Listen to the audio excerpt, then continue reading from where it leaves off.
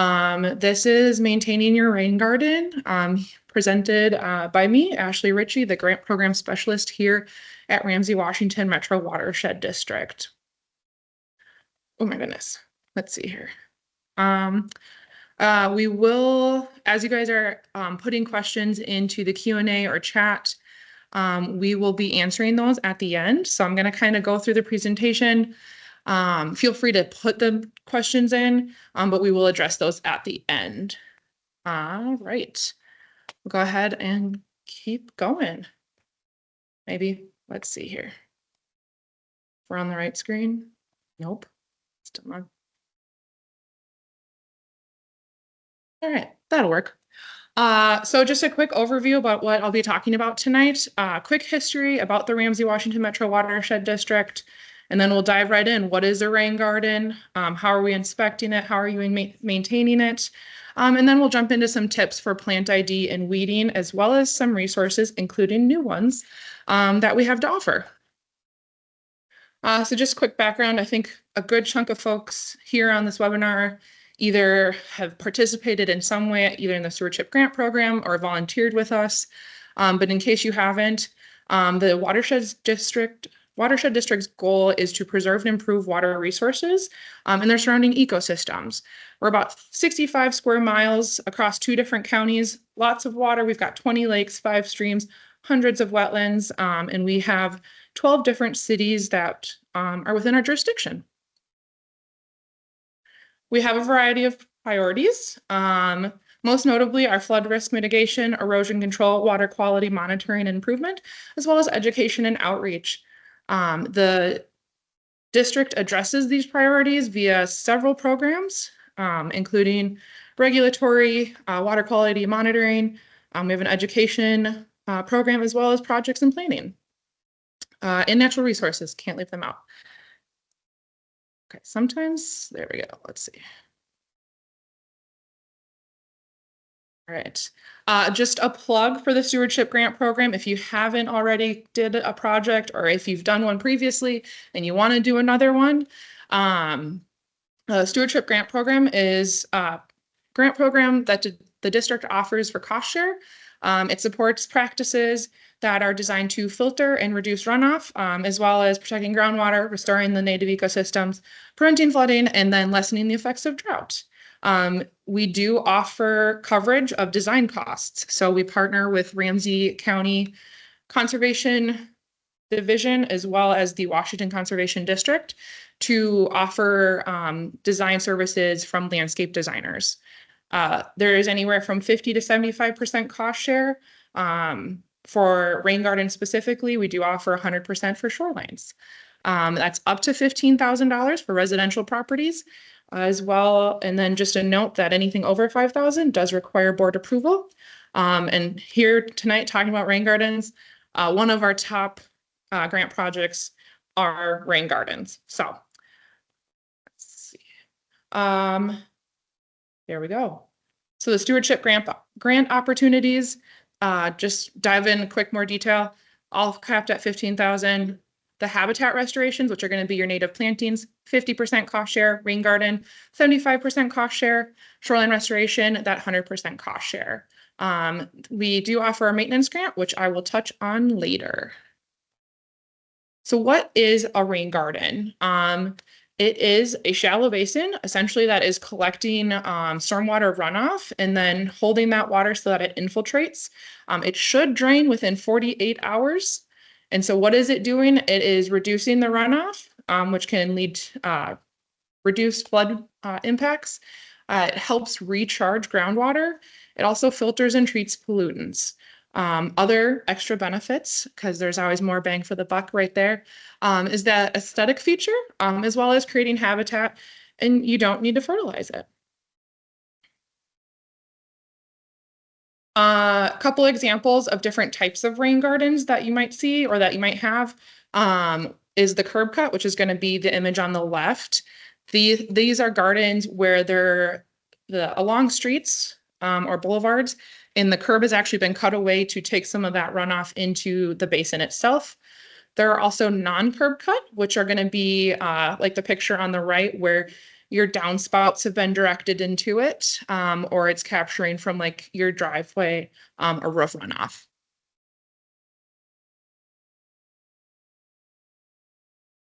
So inspecting a rain garden, what should you be looking for? What are staff looking for? Staff do complete inspections for the first 5 years after stewardship grant project. These are completed during standard business hours. We will knock to see if homeowners are home and want to join, and then we will email reports afterwards. If you have any questions about your project or about inspections, I am your point of contact for all of that. We're going to run through the checklist of what staff are looking for, which is a really good resource for you guys to be considering if you have these on your property. So the first up is standing water present 48 hours or more after a rainfall. If it is present longer than that 48-hour time frame, what it can indicate is that the soil material is no longer functioning the way designed. And then you can lead to invasive plants accumulating, as well as you're not getting the treatment that was anticipated, and you can end up with a mosquito pit. Is there trash or excessive debris present? You'll know in the inlet structure, which is the little graded structure on the left picture, that there is debris piled up. Looks like it's probably some either leaf litter or sediment. And then on the right, we're also looking for evidence of illicit discharge, which is basically the discharge of any material that's not entirely stormwater. So this could be sediment. It could also be chemicals that have been spilled or are moving across the surface. We're also looking for excessive or noxious weeds. A couple pictures on here. The right has noxious weeds, a variety of them. And then on the left is the vegetation in poor condition? So additionally, we are looking for sediment accumulation. Both of these images are the inlet structure. So this is where water is flowing into the rain garden basin. We want to see if there's stuff accumulating there. Oftentimes what happens is if sediment accumulates in the basin, as then it's made it past the inlet structure, it will back up, and then it will also clog that inlet structure. We want to make sure that there's no accumulation in the basin, because that will seal the pores of the rain garden basin and reduce or prevent infiltration. And same for the inlet. If it's full, then the water is passing through it, and then it's going to move that debris right into the basin rather than having it be captured before it enters it. Other items to look for: do you have exposed soils that are not covered by either vegetation or mulch? As basins mature and vegetation starts to take over, you can reduce the use of mulch, but otherwise we want to make sure that there's no exposed soils, because that's where the weed seeds love to grab on and grow really fast and aggressively. Other things to look for is if there's evidence of erosion. This means maybe there's too much water coming in, there's not enough vegetation or mulch to slow it down. And so stuff to keep in mind as you're looking at it. Okay, so that's what we're looking for. Now, how you found an issue, or you're looking to continue maintaining it so that you don't have issues in the future. Pictured here are many of the tools that are going to be needed. It's pretty simple for maintenance of a rain garden, and you might have many of these already on hand. In some instances, you might need specialty equipment, and those can typically be rented at your local hardware stores. So maintenance, when do you do it? What are you doing? How do you do it? A good way to kind of keep track is to use notable dates and holidays. And so we'll do this as staff as well. We tend to send newsletters about maintenance reminders out around these times. So coming up real quick, tax day, spring cleanup, And we'll walk through what some of these maintenance activities actually look like in the next slides. But after tax day, it's going to be Memorial Day, where you're replanting and doing early weed management. 4th of July, it's going to be your general weeding and deadheading, so vegetation management. Labor Day, you're going to hear the word weed so many times. Weeding, weeds, all of it through the rest of the presentation. They become the bane of existence, I think, in any of native plant maintenance endeavors. So after Labor Day, Halloween, that's when you're going to do your fall cleanup. And then Valentine's Day is going to be your winter pruning. So regular maintenance, we kind of touched on like what you're looking for in those inspections. So you're looking and you find that your inlet needs to be cleaned out.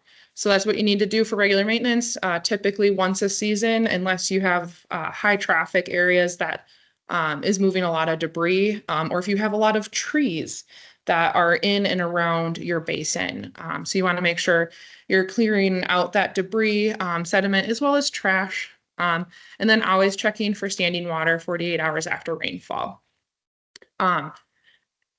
For the most part, if it functions fairly well, you can do this after just large storm events. But occasionally, especially if basins start to mature, you might want to check those more frequently.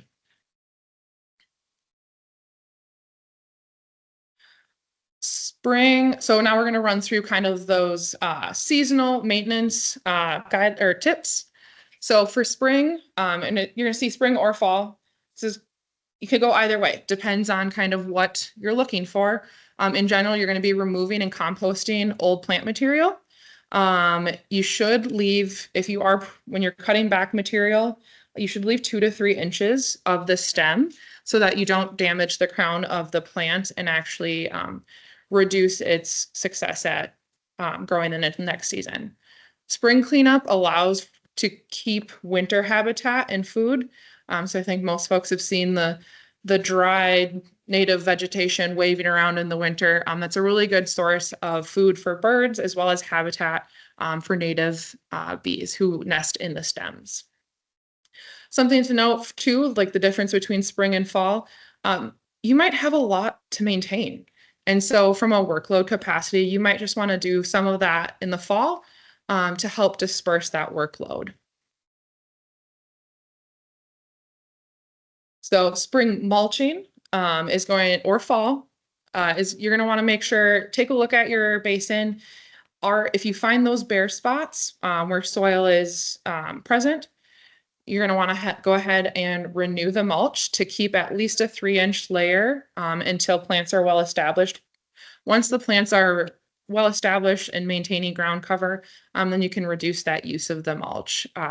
You definitely want to use double shredded hardwood mulch. There are a whole bunch of types of mulch, and so the best is the double shredded hardwood.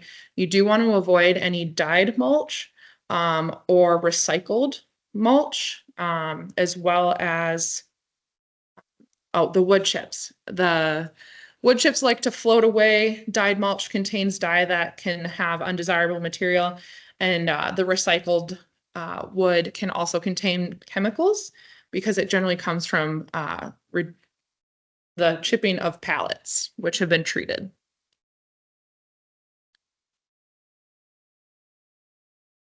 Early summer assessment. This is when you're going to want to see, do I have bare areas? Are there plants missing? You're going to want to replace the plants that didn't come back, or maybe you notice that new ones have spread through.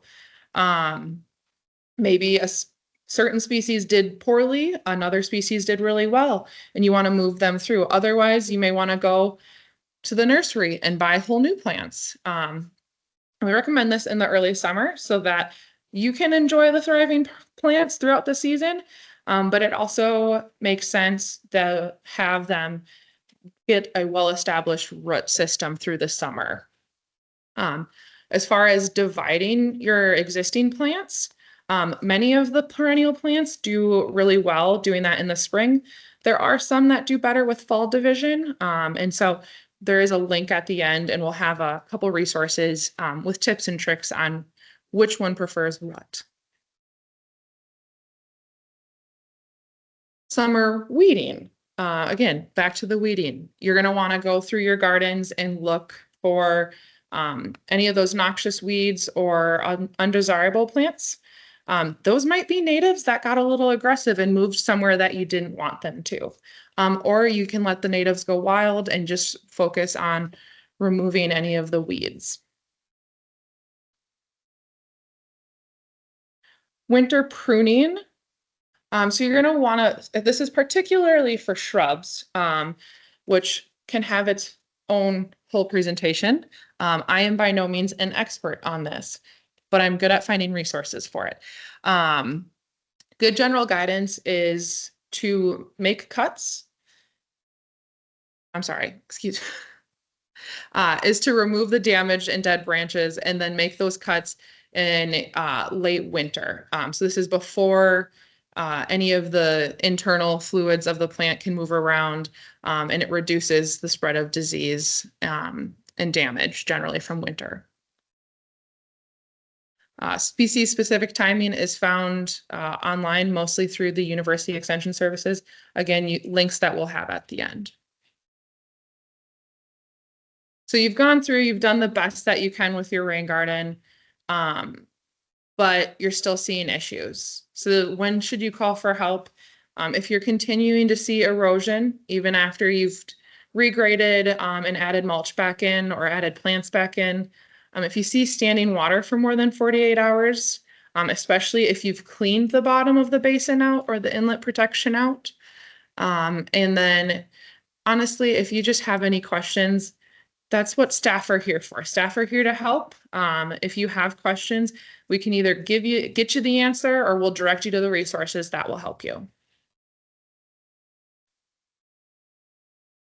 All right, I'm gonna pause real quick here. I ran through things pretty fast.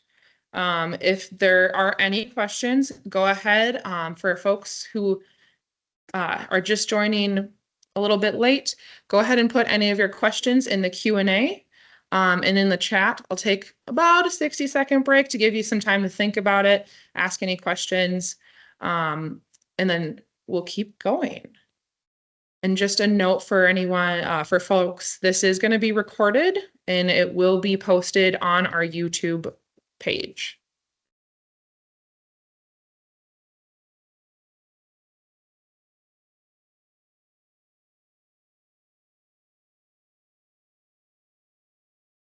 Hopefully you're all just running to your keyboards to put in all the questions. We have reserved about anywhere from 20 to 30 minutes at the end for questions. So let's have them.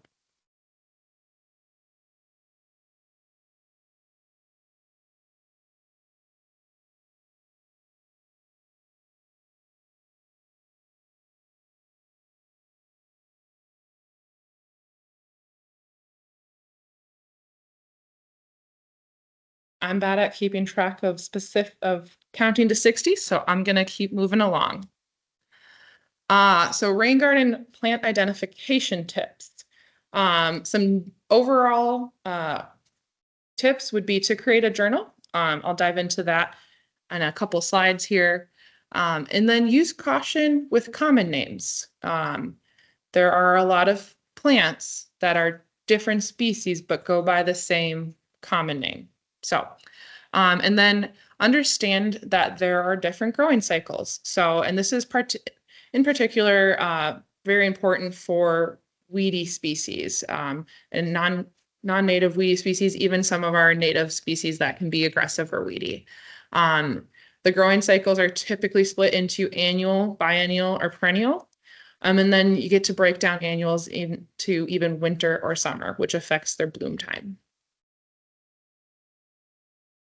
To go into the plant life cycles, folks are familiar, great. Otherwise, you're going to hear it again.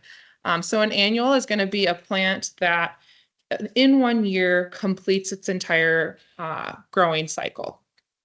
Biennial is going to be a plant that completes its growing cycle in 2 years, which is going to have 2 different kind of looking plants essentially in year 1 to year 2.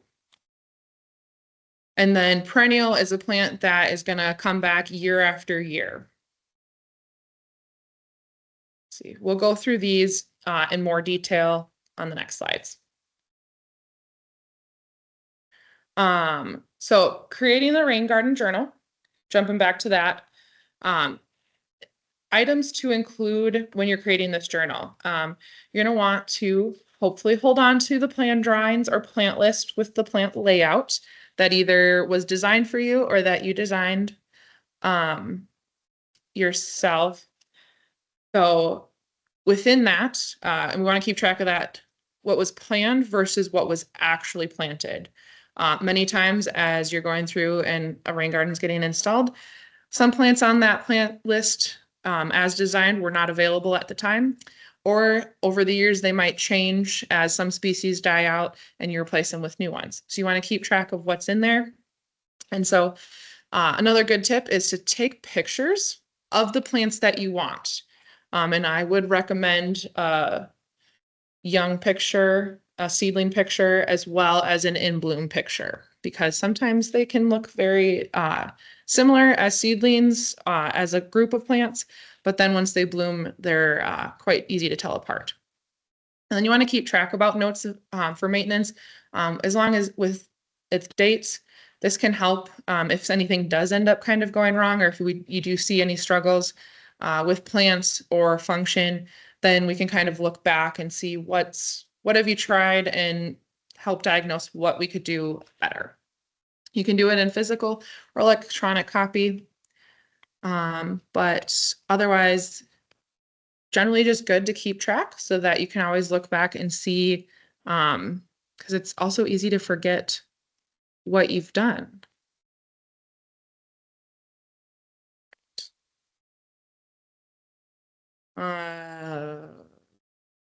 We're going to skip this one. Nope. Okay, there's transitions. There we go. Common name confusion. This is one of those examples that threw in here.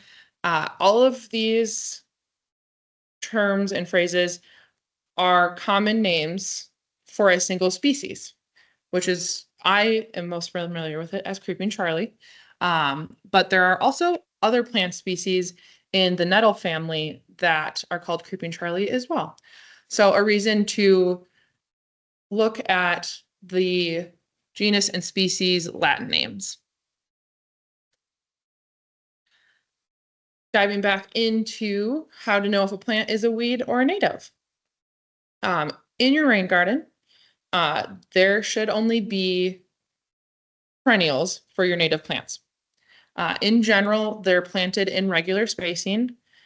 Grasses and grass-like species like to grow in those bunch forms. And you can always check your plant list, do a quick search of those different species, and then compare it to what you actually have in the garden versus what you're seeing in your search. If you are looking early in the spring and you're like, this looks like it might be a weed, but you're not sure, or it might be native and you're not sure, you can also let them grow until they get more mature or even are about to bloom, when you can actually get a better identification on them. How tools for identification. My favorite personally are the apps on your phone.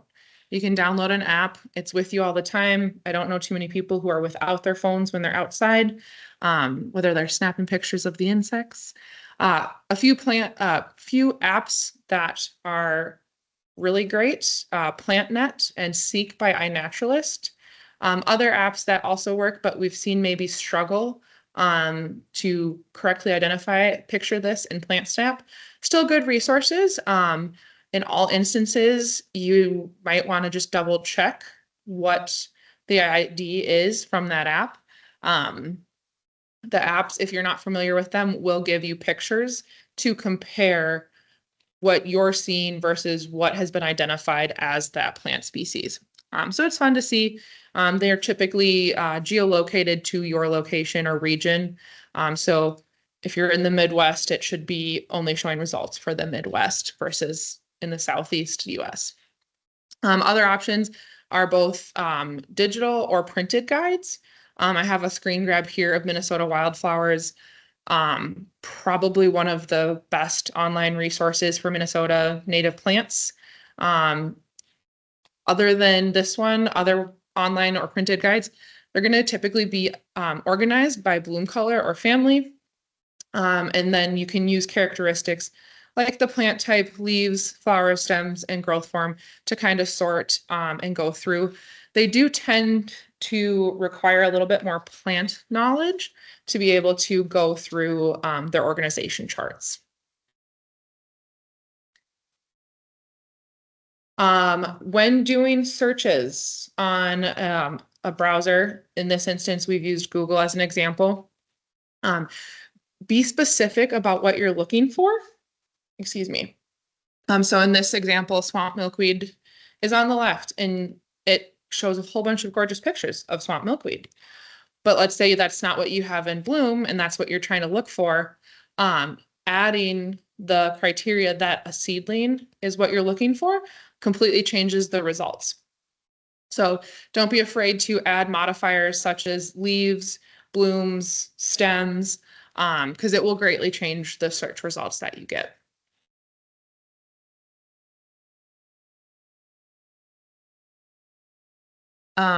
So you've gone ahead and done your inspections, you're trying to do your maintenance, and you're finding a whole bunch of weeds. Hand weeding is oftentimes a very effective. It's also, in some instances, not with certain species. However, what it is great about it is that it prevents seed production. And so the easiest time to hand weed is when the plants are small. And typically when the ground is moist. If it's been dry, you can go ahead and give it a watering and then go ahead and pull. It does minimize soil disturbance when you hand pull versus using tools. And then if you do end up pulling a root wad up, you can just tamp the soil back and then cover it with the mulch. It works for lowest density and then work to worst. Get that reward. If you go with a low density of weeding and then work up to that higher, you get the little reward along the way. Just be careful when you are weeding or deadheading to make sure that the seed heads of those weeds do not go in to your compost because it might not actually get hot enough to kill seeds. And then also be careful as you're weeding, as you're moving through your gardens, that the weed seeds don't get trapped on your shoes or tools. So being careful to clean those off as you move around. I will jump into the different growing cycles of weeds here. So annual weeds, those plants that complete an entire life cycle within a single growing season. Pictured here is common ragweed. And I mentioned earlier, there's going to be the winter annuals and the summer annuals. The winter annuals, they're going to sprout in the fall and then bloom in the spring, which doesn't seem like a single growing season because that's not what it is in Minnesota, but that is theirs. A couple examples here are yellow rocket and shepherd's purse. For summer annuals, they emerge in the spring and they mature before winter and then go to seed at that time in the fall. Again, example here, common ragweed and then lamb's quarters, as well as smartweed. Control recommendations for annual weeds. In the current year that they're coming up, the most effective is to hand pull them or mow them or weed whip frequently and cut them to remove the seed head. Just note that even if you cut the seed head off, sometimes the seeds will still spread. So for future years, to prevent that seed production, you need to reduce open soil spaces. And it's not recommended to use herbicide once they've emerged. For biennial weeds, these are plants that have a 2-year life cycle. There's some variation there, but in general, year 1 is going to be when they germinate and develop roots. They're going to be more of a basal rosette right at the base on the ground. And then in year 2, they're going to mature and reproduce, and that oftentimes looks like a stalk shooting up out of that basal rosette. Examples here are burdock. You can see the left image is the basal leaves, and then the center left picture is the stem with the flowers and seeds that go out. And then, I'd always say this word wrong, but we're going to say it as mullein, the basal rosette, as well as the stalk that comes out in that second year. Effective measures for controlling biennial weeds. Do it when they're small, preferably. You can hand pull those still. As they start to spread, you very well may require some more heavy duty tools. Those second year bolting plants are the ones that are most likely to require tools. In large infestations, like the one pictured on the left here of Queen Anne's lace, may actually be best controlled with a broadleaf herbicide. Perennial weeds, these are your plant species. They're going to live more than 2 years. They're going to complete their life cycle over and over. Feels like endlessly oftentimes, but they can reproduce via seed or rhizomatically, which is going to be vegetatively. They're going to shoot via their roots, runners through the ground. And then there's some species that actually do it both, which makes it so much fun to manage. Some quick examples here: quackgrass, Canada thistle, reed canary grass, and crown vetch. Some control recommendations for perennial weeds. Unfortunately, many of them are not actually well controlled by hand pulling. That said, you can hand pull these perennial weeds. It just may take years to actually get a full control on the weedy species and even prevent it from coming back. Part of this is due to generally weedy species are everywhere. And even if you are doing a really good job, they tend to float around via birds or on the wind as well. So you should pull or cut the flowers and seed heads to slow the spread, as well as you can smother with cardboard, or even tarps will work as well. You can also you can mow, you can have grazing, and you can also burn, which can reduce their overall vigor and energy to come back and continue to reproduce so aggressively. You should consider, or you can consider herbicide application. If you do wipe-on technique, which is going to be what's pictured here on the bottom picture, a gloved personal protective gear, and then wiping the actual herbicide directly on the plant to avoid any potential damage to adjacent plants. A little bit more about herbicides. I will throw out, I'm not an expert on this. There are people who are far better and know more about this stuff, but I'm great at getting resources if you do have questions about this. The label is the law, and the instructions are designed to protect both you and the environment. And so you need to be able to identify the exact pest species and use the correct chemical application methods, and just follow the label, or even hire a professional licensed applicator to do it. At a minimum, you need to protect yourself and use the listed protective equipment called for by the label, and also be very conscious of the timing of the application of when you are actually applying the chemical. And so, kind of last on our group of weeds are the weedy or aggressive native flowers. Native plants can definitely be weedy. And that's okay to remove them if you desire, or even just try and control them and keep them to a more manicured look.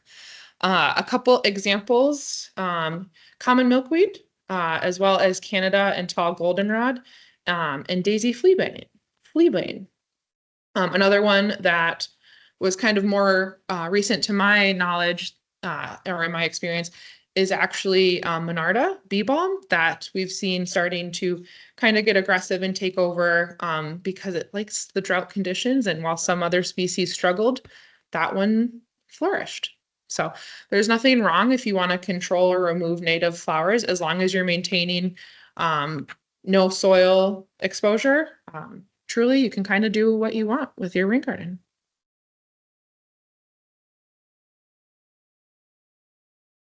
Another quick pause for questions.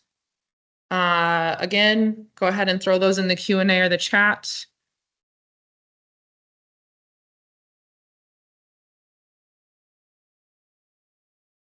I am getting a note from folks that that some folks are unable to actually chat or type in the Q&A or the chat.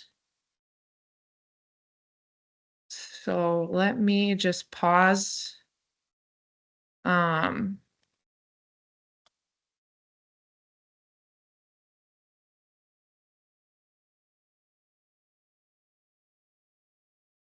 Looks like there are still some folks who are able to use the chat.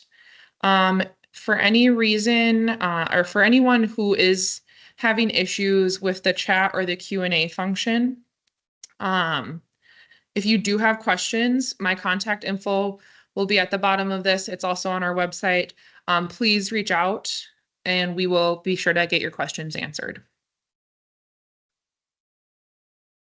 We do also have Cooper from our office who is monitoring the chats and monitoring the overall webinar presentation. So we'll jump back in.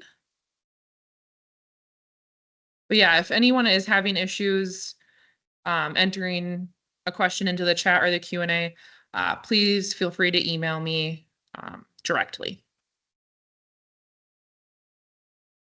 So what does the Watershed District offer as far as maintenance resources?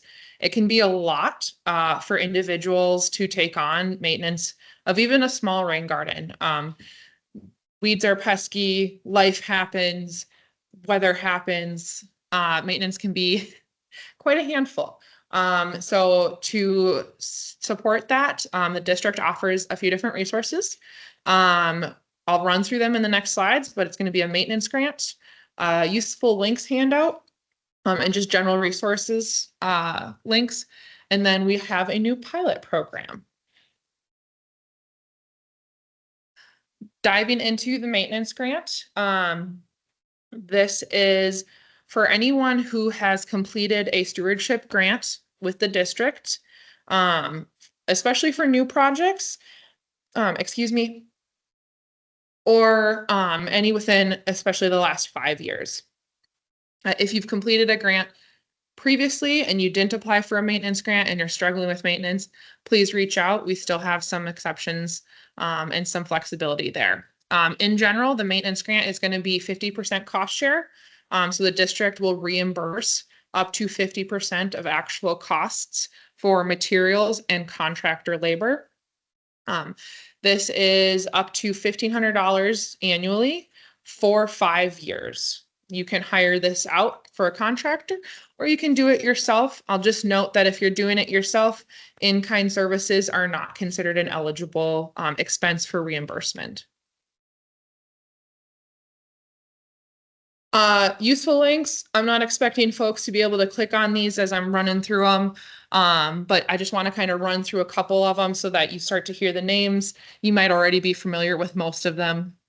The Blue Thumb Plant Finder is a great way to pick and choose plants based on a variety of criteria, whether that's soil moisture or type, bloom time, bloom color, plant height, lots of options there. Minnesota Wildflowers, that is the one that I showed earlier. It's a great plant guide. Can also search and identify plants through pretty much all of the same characteristics. Minnesota Wildflowers also has some details about if they're native, not native, their hardy zones, their wetness preferences, kind of that information.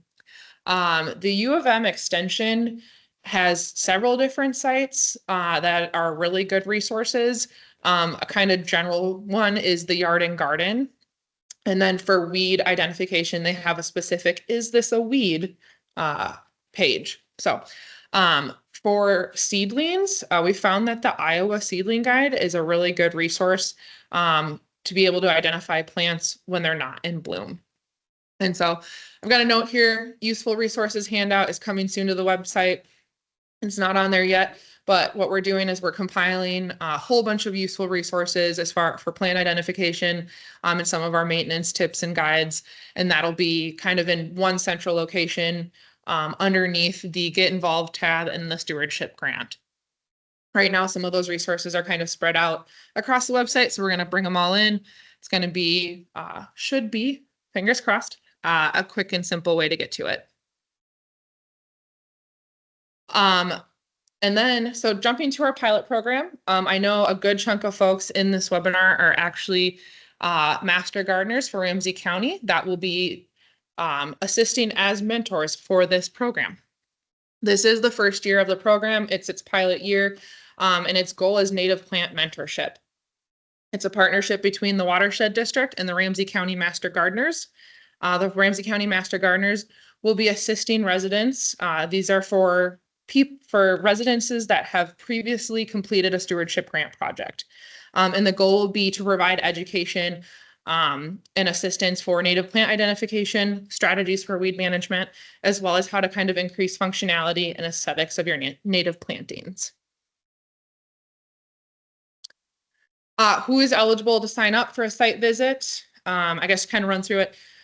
Folks who have previously completed a stewardship grant project and they want some assistance with native plant identification or aesthetics or weed management, they can go ahead and sign up. I will have a link and a QR code on the next slide.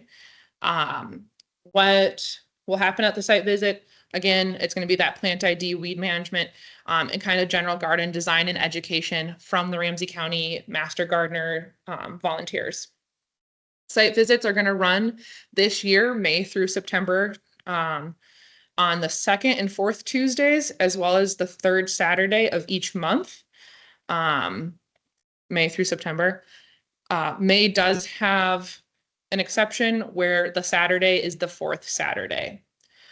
Times Tuesday evenings will be 5:30 or 6:30, and Saturday time slots will be 10 a.m. or 11 a.m. And this is for all folks who've received a stewardship grant in the past. So whether that's for native habitat restoration, rain gardens, or shoreline restorations. How do you sign up? Go ahead and use the link. The link will be on the website. Otherwise, you can go ahead and scan the QR code. The form is up and running to register. For the Ramsey County Master Gardeners who are in attendance, if you are looking to continue volunteering as a mentor, the next training will be April 24th at 6 p.m. And you'll continue that coordination through the project lead.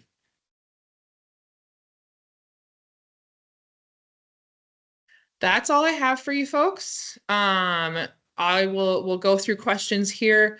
Again, my name is Ashley Ritchie. I'm the grant program specialist here at the Watershed District. I want to thank you all for taking your time to come tonight and join the webinar. The recording will be on YouTube.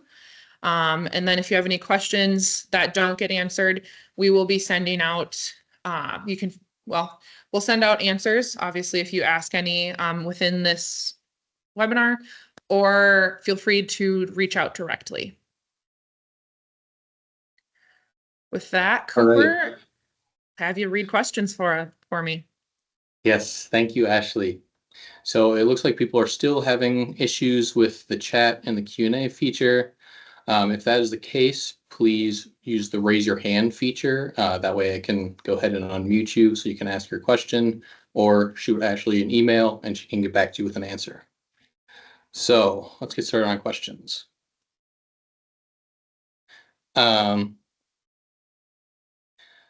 We had one person who was interested in utilizing burning as a way to maintain your rain garden. Do you have information on that? Yep, that can definitely be an effective measure. You do have to be careful that you are comfortable with burning. It can burn some of the seeds of weed species as well as encourage native species to regenerate. The district does do prescribed burns on our own restoration projects. We actually just did the front of our office building. I point, like you guys can see behind me.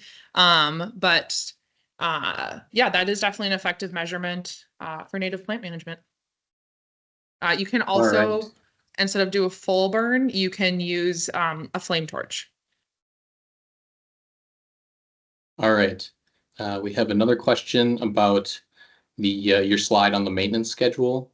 They were curious what the Labor Day and Halloween recommended maintenance items were. Yeah, that was kind of confusing. I think it was spring mulching or fall. So kind of the same tasks in the spring as the fall. So in the fall, you're going to want to clean up either if you can leave the vegetation to go through the winter. Otherwise, go ahead and cut those down to that. As well as replacing mulch. So same kind of timing for spring as in fall. I Okay. hope that answered it. If not, reach out to me directly. I have another question asking how many residents have gone through the stewardship grant process and if there are some common frustrations or challenges that these people have faced. That's a really good question. And I know I pulled those numbers for a report not too long ago.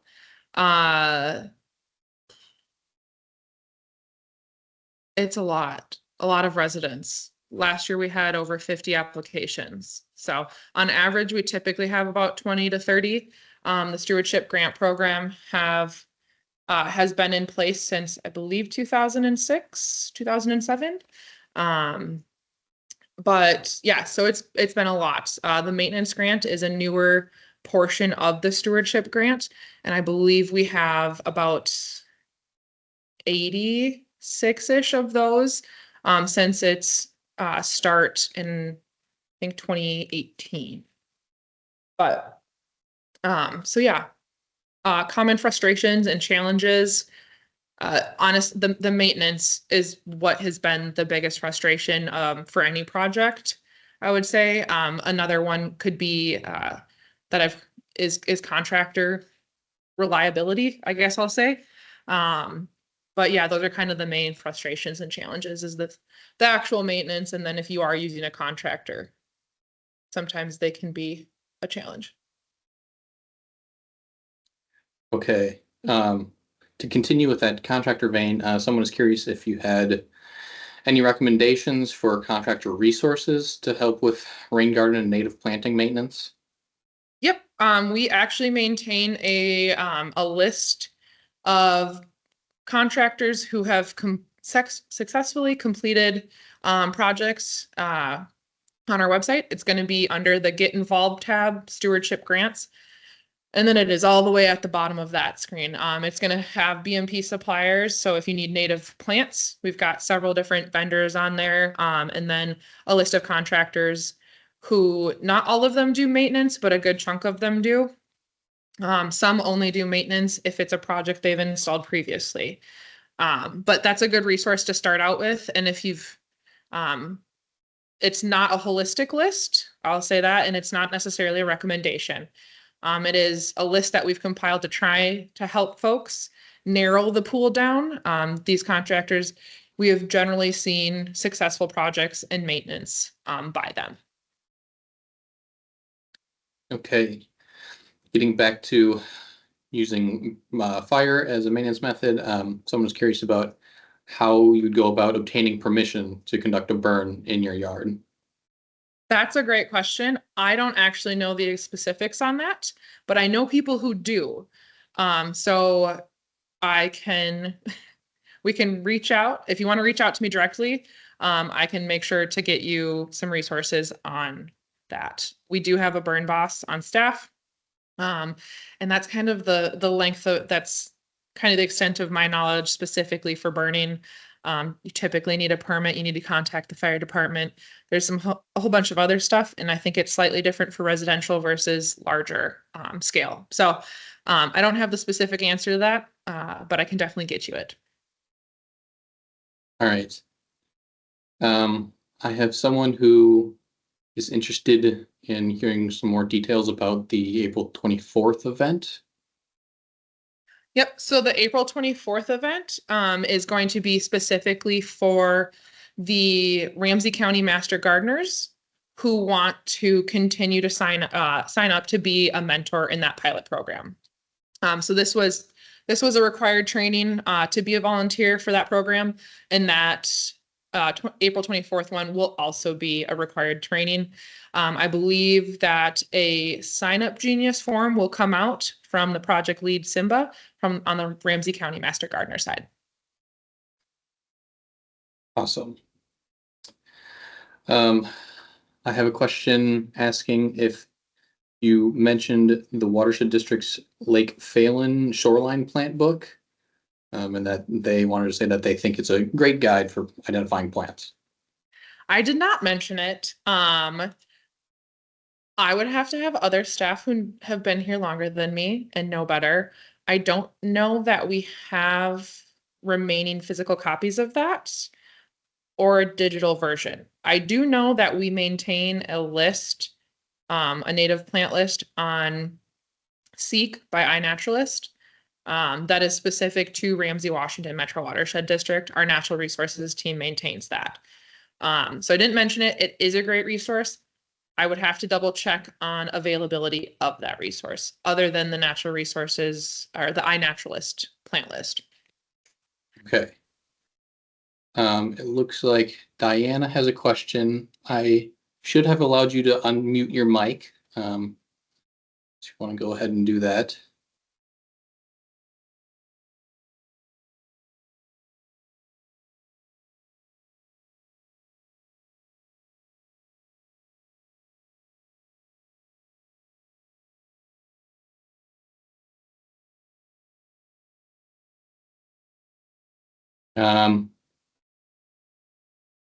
Diana, are you able to unmute your mic and ask your question?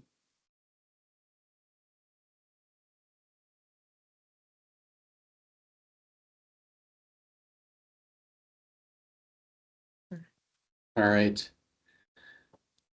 I am not seeing any more questions in the chat or in the Q&A.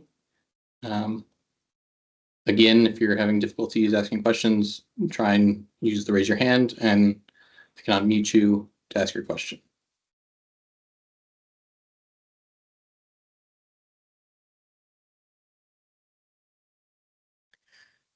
I do want to take a sec to thank everyone for joining in.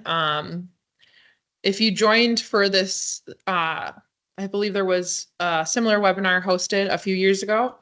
You'll notice that this was a bit less detailed and more high overview. We have some pretty darn incredible experts in our midst who are really good at plant identification and have been doing this for a long time. And so I just want to say thank you to those folks. They put in a lot into that last presentation that I was able to use for this one. So I'm still not seeing any more questions. Oh.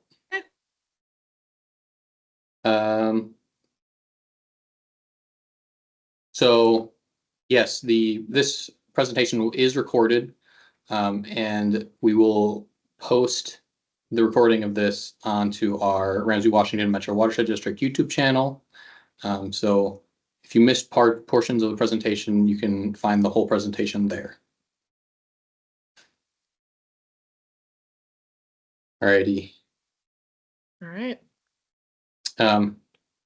Yeah, I just want to thank you all for attending. Just want to reiterate, if you have any questions that you think of after this presentation, feel free to contact Ashley or any of the Watershed District staff. We'd be glad to answer your questions.